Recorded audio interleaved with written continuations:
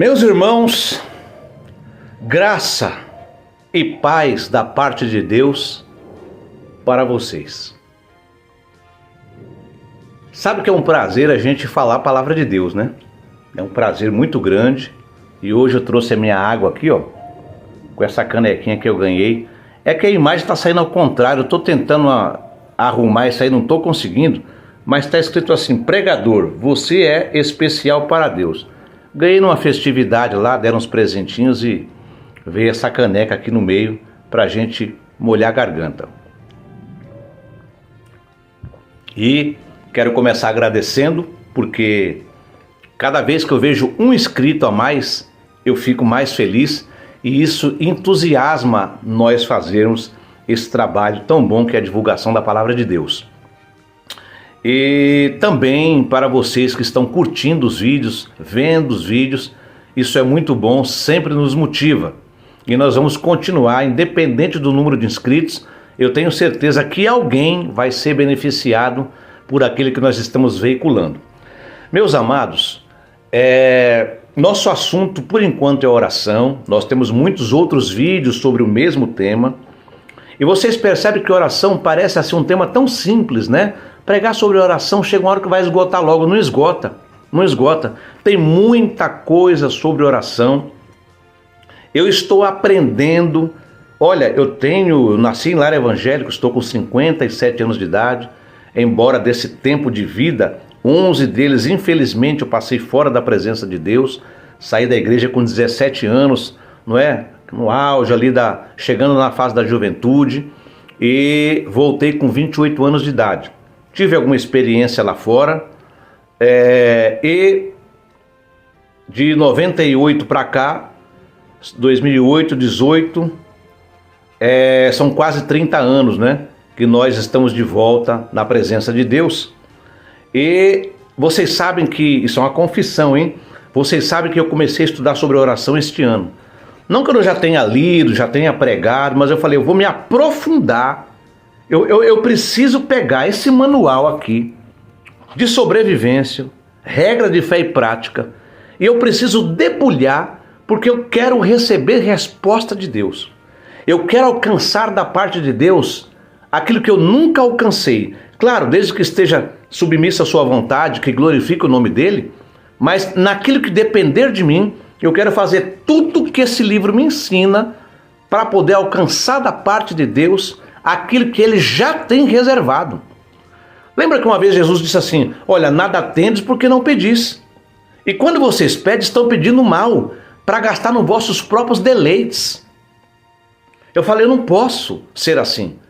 Eu preciso então entender a oração, melhorar a minha comunicação com Deus. Irmãos, e já está tendo resultado. Eu disse no vídeo passado, eu estou alcançando da parte de Deus coisas que eu de cabelo branco poderia já ter alcançado há muito tempo atrás, mas eu estava fazendo errado. Mas o próprio Espírito Santo me orientou a desejar, a ter vontade, pesquisar, estudar sobre oração para que alcance da parte de Deus aquilo que ele tem reservado. Por isso que esse assunto de oração, ele é vasto. Eu acho que nós temos nesse tema ainda uns 5, 6 vídeos ainda. Estamos na parte 7 hoje, não é? E depois que nós terminarmos o tema de oração, meus amados irmãos, nós vamos entrar sobre o tema de sexualidade à luz da Bíblia. Vão ser vários vídeos também, estou dando um spoiler aqui já, porque este tema não é falado nas igrejas, é muito pouco ventilado no meio evangélico cristão, dentro das igrejas, palestras, estudo bíblico, simpósio sobre sexualidade, sabe, viver bem com Deus e também com os impulsos sexuais, que foi Deus quem deu. Parece que é um tabu para os pastores pregar sobre isso. E nós já estamos estudando profundamente.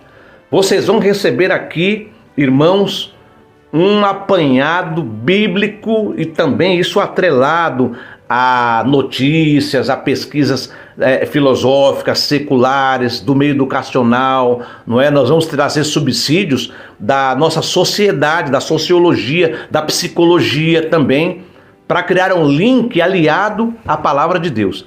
Então não perca, chame mais pessoas para se inscrever no canal, não é? Curta nossos vídeos, comente e principalmente inscreva-se nesse canal, porque eu quero que ele seja bênção na sua vida. Então vamos lá. O tema de hoje é a oração no Espírito.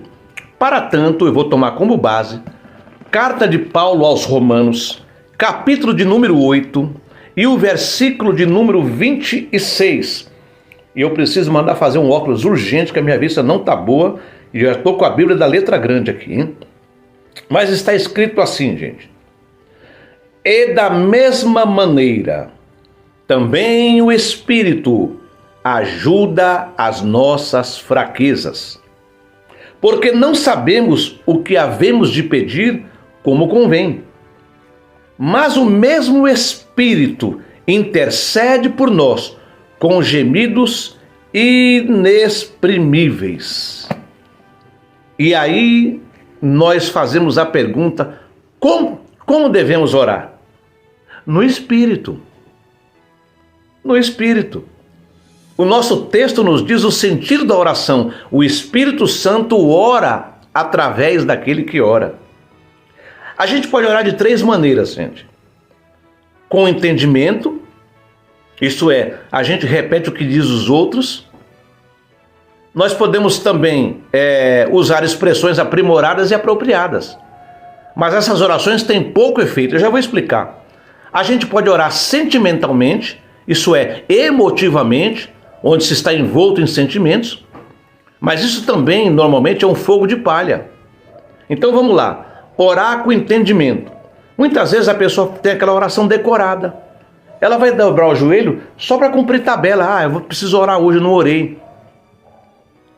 E ela começa a falar palavra repetitiva, citar versículo bíblico. Na tua palavra diz isso, na tua palavra diz aquilo e tal. Começa até a citar a Bíblia para Jesus.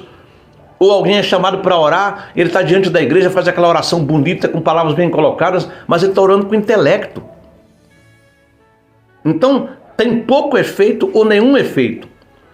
E orar sentimentalmente? Orar sentimentalmente, muitas vezes, a pessoa ela está, por exemplo, aborrecida com alguém, ela está frustrada com Deus porque não atendeu, então ela ora carregada de sentimentos que são bloqueios à oração. Não é? Muitas vezes está muito emotiva, mas ela não está raciocinando, não é? Aquilo que ela está orando. A oração bíblica e vitoriosa, ela é, entretanto, a oração no Espírito. A verdadeira oração é um efeito do Espírito de Deus. Uma verdadeira oração vem de Deus, passa por aquele que ora, para o objeto da oração e volta novamente a Deus. Parece complicado? Deus ama os homens terna e profundamente, irmãos. A Bíblia diz em 1 Timóteo, capítulo 2, versículo 4, que Deus deseja que todos os homens sejam salvos e cheguem ao conhecimento da verdade. Não é? Não é isso que está na Bíblia? Agora, quanto mais um homem peca, tanto mais ele é envolvido pelos poderes das trevas. Deus fala a ele através do sofrimento, não é? Deus volta e meia dá bênçãos, Deus está falando também. Mas, muitas vezes, esse homem, ele se torna menos capaz de ouvir a Deus. Deus quer salvá-lo, mas o homem natural, envolto pelo poder das trevas, ele nada percebe das coisas do Espírito. Então, isso me lembrou de uma palavra, um versículo está em Ezequiel,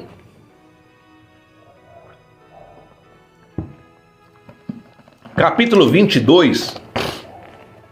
Vamos achar, queridos, Ezequiel capítulo 22, e você vai entender o meu ponto de vista bíblico aqui. Vem comigo, acompanha comigo. E o versículo de número 30 está escrito a seguinte expressão: E busquei dentre eles um homem que estivesse tapando o muro e estivesse na brecha perante mim por essa terra, para que eu não a destruísse, mas a ninguém achei. Que coisa triste, uma acusação abaladora. Disso a gente conclui que o Deus vivo é levado a desviar a destruição dos pecadores quando surgem pessoas que se colocam na brecha fazendo-se de muros. Vamos ler de novo o que está escrito aqui? Olha só. E busquei dentre eles um homem que estivesse tapando o muro. Então tem um muro aqui que precisava ser tapado. Por quê? Porque tinha uma fissura, tinha uma abertura, tinha uma brecha. E estivesse na brecha perante mim, ou seja, entre o muro, a brecha e Deus. E eu procurei nessa terra, para que não destruísse essa terra, mas não achei ninguém na brecha entre eu e o muro, para que eu não destruísse essa terra. Como é que Deus é colocado nessa situação? Tão logo um filho de Deus se coloca na brecha, fazendo-se de muro para o pecador que está sujeito ao juízo, Deus começa a usar essa pessoa que ora diante dele como canal que ora, não é? Deus começa a usar essa pessoa, o Espírito de Deus começa a gemer através daquela pessoa que está orando.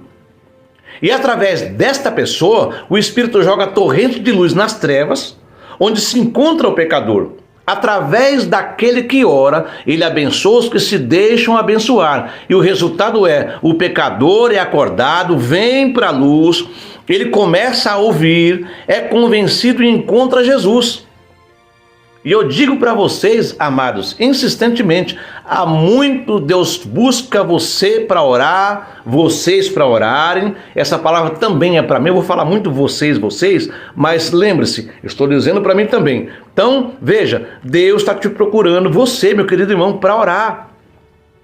Não é? Mas muitas vezes Ele não está te encontrando. Você não tem tempo, muita correria, trabalho, escola, faculdade, família, a gente sabe perfeitamente. Mas num dia de 24 horas nós precisamos achar um momento para falar com Deus, mesmo que seja assim 15 minutos, mas precisa ser uma oração intensa, não aquela oração para cumprir tabela. Não é? Agora, se você soubesse quão ilimitadamente o Deus vivo quer agir através de você, você teria um único desejo: tornar-se um homem de oração, se tornar uma mulher de oração. E essa acusação pesa contra nós, irmãos. Deus continua falando, eu busquei um homem, é homem aqui no sentido genérico, tá? Que inclui as mulheres também, não é? Eu procurei um homem entre eles, mas não achei. Eles falam piedosamente, agem piedosamente, não é? Muitos de nós somos ativos, a gente faz alguma coisa na casa do Senhor, trabalha, tem um cargo e tudo, mas a gente não está orando, não é? E muitas vezes na nossa presença, junto de nós, as almas estão indo para a perdição eterna, uma eternidade sem Cristo. Por quê? Porque nós estamos orando pouco ou não estamos orando. Pensa nos seus filhos, nos seus parentes. Eles nunca poderão conhecer a Cristo, porque se depender de nós, muitas vezes, nós não estamos orando, não é? E todos os grandes despertamentos do reino de Deus tiveram a sua origem na oração. Veja, eu citei esse versículo lá no começo da minha fala desse vídeo, que está lá em Tiago capítulo 4, versículo 2, nada tendes porque não pedis. E veja, gente, não pensa que o diabo tem algo contra as atividades da gente. Não é? Você acha que o diabo está preocupado porque você limpa a igreja, porque você arruma o microfone, porque você trabalha no som, porque você faz a ornamentação da igreja, é porque você trabalha na secretaria, na tesouraria, conta dinheiro, porque você sobe no andaime, ajuda a pintar a igreja, ajuda a reformar o templo, limpa o piso da igreja, limpa os utensílios da Santa Ceia. Você acha que o diabo está preocupado com isso?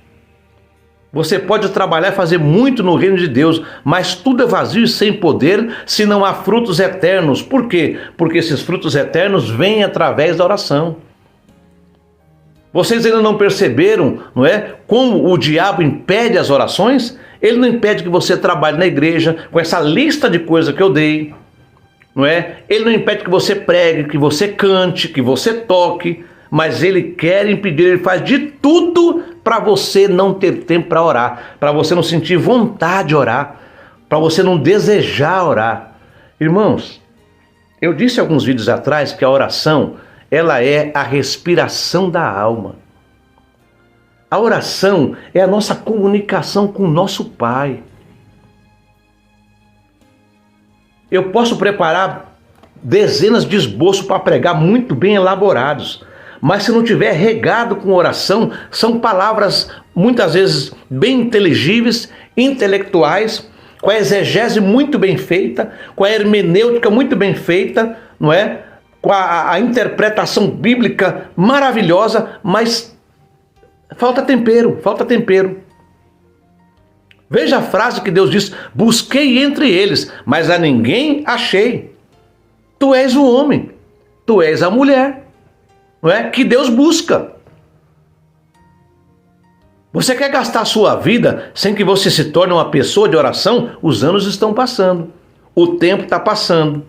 Você está se gabando de ter 20, 30 anos de crente, mas esse tempo de crente, ele está carregado, untado com a oração, não é? Então, você não vê como a nossa pregação, o nosso testemunho, quem sabe a gente sai para distribuir folheto, não é? Cantar, enfim, nós estamos com o carro andando, mas em ponto morto, não é? Então Deus busca pessoas de oração também no tempo de hoje, certo? Agora, mais uma pergunta: como é que nós devemos orar? Seriamente, seriamente. Vamos ler Tiago capítulo 5, versículo 16, porque eu gosto de trazer sempre uma mensagem muito bíblica, né? E eu vou deixar também na tela aí para você, se quiser, Tiago 5,16. Vamos lá. Está dizendo assim, olha, confessai as vossas culpas uns aos outros e orais uns pelos outros, para que sareis. A oração feita por um justo pode muito em seus efeitos.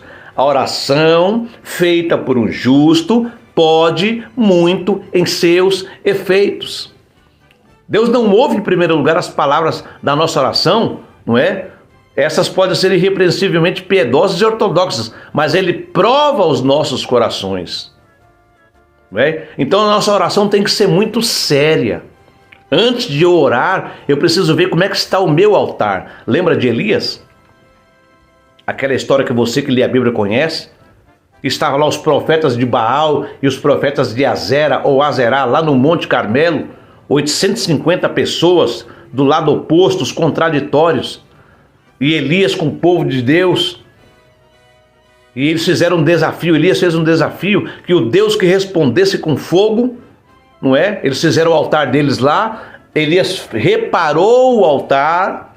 Olha só, Elias reparou o altar.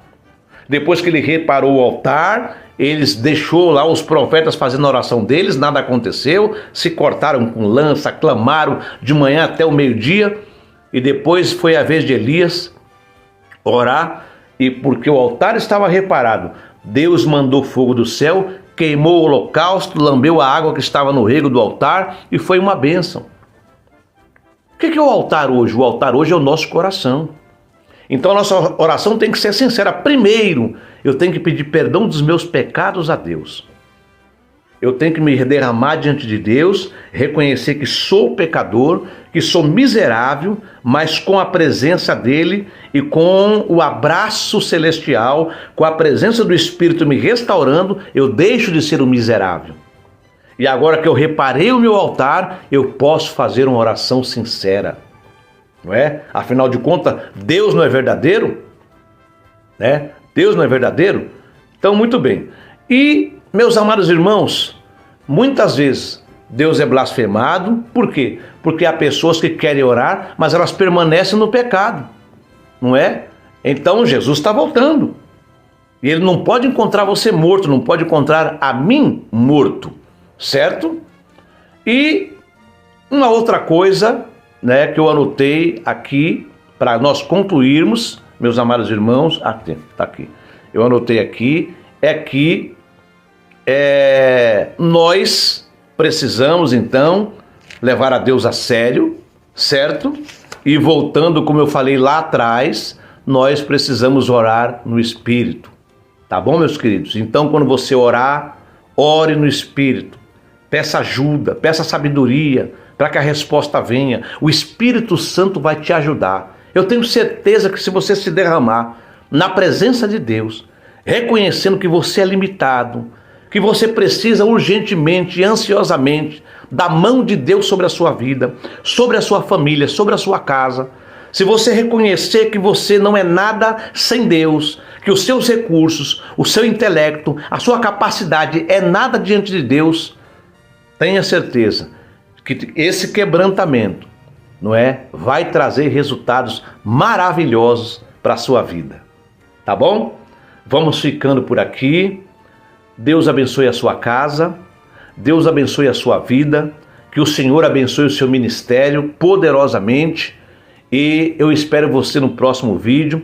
Se você puder, dá um joinha, não custa nenhum centavo, é só clicar lá. Se você quiser, inscreva-se em nosso canal, e isto é combustível para nós continuarmos aqui veiculando a palavra de Deus. Um abraço.